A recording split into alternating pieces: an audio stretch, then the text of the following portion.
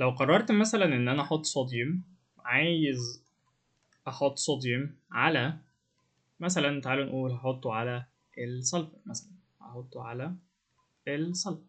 انا عايز اكتب الكلام ده بطريقة تكون اهدى شوية، بتعبر عن الارقام، هحط كام من الصوديوم على كام من السلفر، وتبقى طريقة منسقة ومظبوطة، بدل ما اقعد اكتب كل حاجة، بدل ما اقعد اكتب 2 of sodium مثلا يعني plus 3 of sulfur، او الارقام ان انا اقعد اشرح كل ده بالديسكريبشن. فليه اكتب انجلش؟ ليه اكتب تفاصيل انجلش طالما ممكن اعمل حاجة اسمها symbols او رموز معينة اقدر ان انا اعبر بيها عن الايكويشن اللي بعملها في المعمل عندي. فالحقيقة الموضوع ده سهل. انا هنا بتكلم عن حاجة اسمها الكيميكال ايكويشن.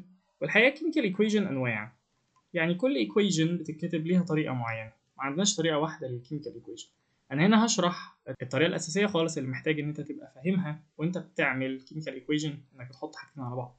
فده هنعبر عنه ازاي، الطريقه بتاعته ايه. فتعالوا واحده واحده. عندنا 4 ستيبس محتاجين ان احنا نبقى عارفينهم واحنا بنعمل كيميكال ايكويشنز. اول حاجه محتاجين نكتب السيمبلز. اكتب السيمبل بتاعتك، يعني اكتب كل حاجه انت عايز تحطها هي ايه. فمثلا هنا لو مشينا على نفس الخطوه دي، عايزين نحط صوديوم، ده الصوديوم بتاعنا، عايزين نحط صوديوم على سلفر.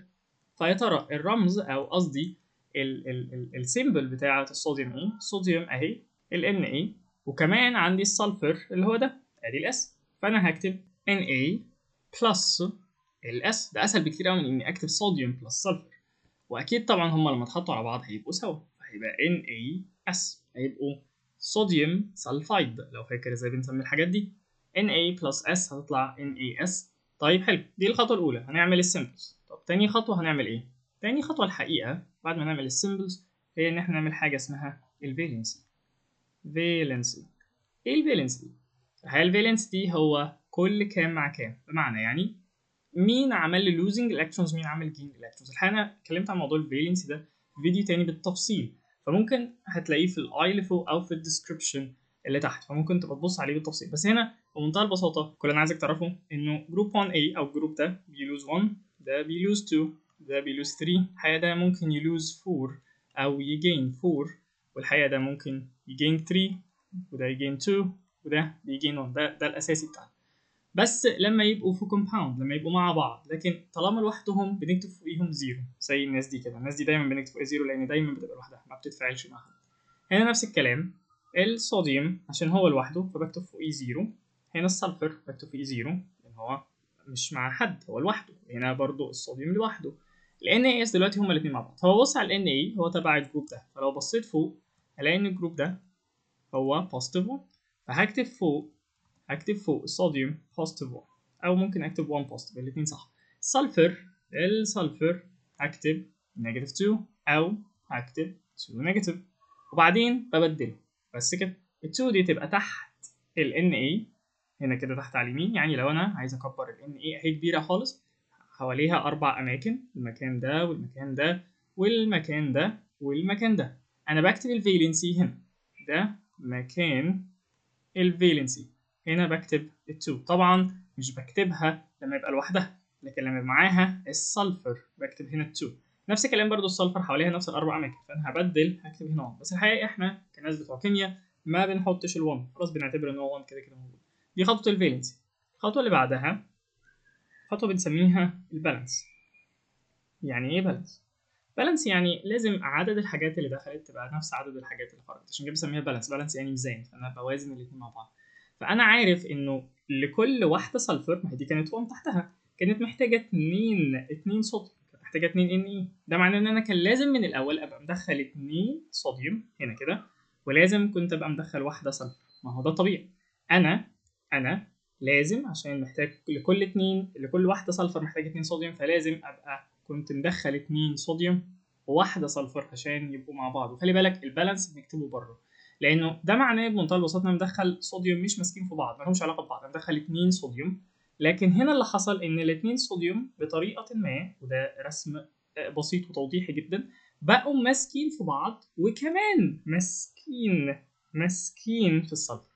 عايزك تفكر ان الثلاثه دلوقتي بقوا مع بعض، عشان كده بنكتب الارقام من تحت، لكن عشان هم بعاد عن بعض او منفصلين مش ماسكين في بعض يعني، فبكتب الرقم من بره. نفس الكلام هنا السلفر كانت لوحدها. لما ابقى عايز اعبر عن ان في اتنين هما مش ماسكين في بعض لكنهم مع بعض زي دول كده، هما مش ماسكين في بعض لكن هما مع بعض، انا حاططهم بايدي فبكتب الرقم من بره وده بسميه البالانس. لكن لما عايز اكون اعبر عن انه في عدد معين من الاتومز وهم ماسكين في بعض بطريقه معينه بنسميها طريقه كيميكالي مع بعض يعني، او طريقه كيميائيه، فبنكتب الارقام من تحت وده بنسميه الفالنسي. عشان خاطر يفرق بين الفالنسي والبالانس ما ينفعش تحط الارقام بالمثال، الفالنسي حاجه والبالانس حاجه ثانيه.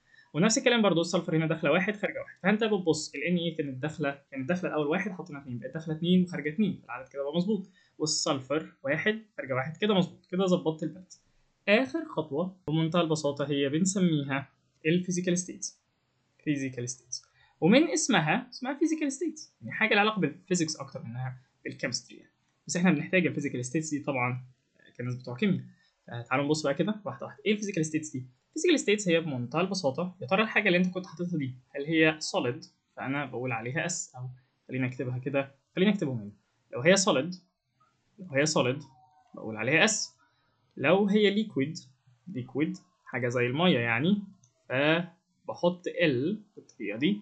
لو هي جاز بحط جي. وساعات بتبقى اكوس. وهي اكوس بكتب بين قوسين AQ. ولو هي فيبر بتتكتب بالاو بس او بالاو يو، الاثنين صح، بكتب في. ده بمنتهى البساطه الفيزيكال ستيتس، دي الفيزيكال ستيتس الاساسيه اللي عندنا. فانا عايز اعرف كل واحده دخلت هي كانت ايه. طبعا الصوديوم ده ميتال يعني هو كان صلد، هو حالته الطبيعيه صلد. لما بنكتب الحاجه فوقيها زيرو بنكتب تحتها حالتها الطبيعيه. السلفر برضه شويه سلفر، السلفر اساسا لونه اصفر وبيبقى يعني قريب من البودره، وقصدي بكلمه بودره عامل زي الملح كده بتاع الاكل قبل ما تحطه في الاكل، بيبقى شويه بودره، فده اللي قصدي عليه. فنفس الكلام السلفر والصوديوم بيبقوا مع بعض هيكونوا NaS. هنا لما يكونوا هما الاثنين ال NaS ده بيدوب في الميه، مش احسن حاجه بيدوب في الميه لكنه بيدوب في الميه كويس. فانت ممكن تكتب اكوس على اساس ان هو بيدوب في الميه، وعاده التفاعلات دي بنعملها في الميه يعني بنحطهم في الميه عشان ان احنا نفعلهم مع بعض. او لو عايز ممكن تكتب ان هو كون حاجه سوليد، او يعني هو كون بودره معينه وبعد كده دي بتدوب في الميه. بس انا هكتب اكوس على اساس يعني ان انا بقول انه خلاص هما بيدوبوا في الميه فالموضوع سهل. فهنا ال Na2S ده كده كون لي حاجه اكوس اللي هي بتدوب في الميه. تعالوا نشوف equation تانية على السريع. equation مثلا هقول هحط مغنيسيوم مع فوسفورس. طيب يلا بينا. اول حاجه هنكتب السيمبلز، خلينا اكتبها بالازرق، انا عامل خط هنا عشان افرق ان احنا نكتب الايكويشن. هنا مغنيسيوم يبقى Mg بلس فوسفورس اللي هي ال P، هتطلع ايه؟ اكيد هتطلع حاجه فيها مغنيسيوم، اكيد هتطلع حاجه فيها فوسفورس، وطبعا ده هيبقى اسمه مغنيسيوم فوسفايد لو انت فاكر ازاي بنسميه. اوكي دي كده اول خطوه، كده خلصنا سيمبلز. تعال نبص على الفالنسي طالما المغنيسيوم لوحده يبقى لسه زيرو. هنا الفوسفورس برضو لوحده يبقى زيرو. مغنيسيوم فوسفايد دلوقتي هما مع بعض، فابص على المغنيسيوم هلاقي ان فوقيه 2 بوزيتيف، انا هنا هكتب 2 بوزيتيف. نفس الكلام هنا الفوسفورس لو جيت بصيت هلاقي ان هي 3 نيجاتيف، فنبدل تبقى دي 3 وتبقى دي 2. كده خلصنا الفالنسي. تعال نبص على البالانس انا عارف ان الكل 3 مغنيسيوم محتاج 2 فوسفورس، ده معناه ان انا كان لازم ابقى مدخل 3 مغنيسيوم، ومعنى الثلاثه دول ان هم 3 بعاد عن بعض، هم مع بعض لكن مش ماسكين في بعض بطريقه كيميكلي. والفوسفورس لازم ابقى مدخل منه 2 فوسفورس، يبقى احط هنا 2، يبقى كانوا الثلاثه متفرقين مع بعض اتجمعوا. وخليني اكتب الفوسفورس مثلا يعني مربع اساس تحس انه في فرق يعني، ده مربع وده، او لا مش ماسكين في بعض، وده مربع تاني بطريقه ما في الكيمستري غير ما ادخل في تفاصيل في الفيديو ده. التلاتة بقوا ماسكين في بعض وبقوا ماسكين كمان في الفوسفورس، فبقوا مع بعض. عشان كده بكتب هنا الارقام من تحت اللي هي بسميها الفالنسي، لكن هنا بكتب الارقام من بره اللي هم بسميهم البالانس، وده طبعا هيبقى 2p. كده يبقى 3 مغنيسيوم جمعوا مع 2 فوسفورس طلعوا مغنيسيوم فوسفايد. ده هسميه او خليني الاول ابص على الفيزيكال ستيتس. احنا كده خلصنا الجزء البالانس، يعني صح الجزء البالانس. تعالى بقى نبص على الفيزيكال ستيتس وبعد كده نبقى نشوف. المغنيسيوم ده ميتال، ده طبيعته صلب. الفوسفورس برضو الفوسفور سوليد طبيعته. لما يجمع مغنيسيوم فوسفايد المغنيسيوم فوسفايد بيبقى سوليد، مش بيدوب كويس في الميه خالص. وده زي ما اتفقنا اسمه مغنيسيوم فوسفايد فوسفايد مغنيسيوم فوسفايد. واللي فوق ده عشان ما ننساش كان اسمه، مش ليه مكان اكتب اسمه فهكتبه هنا، صوديوم سلفايد.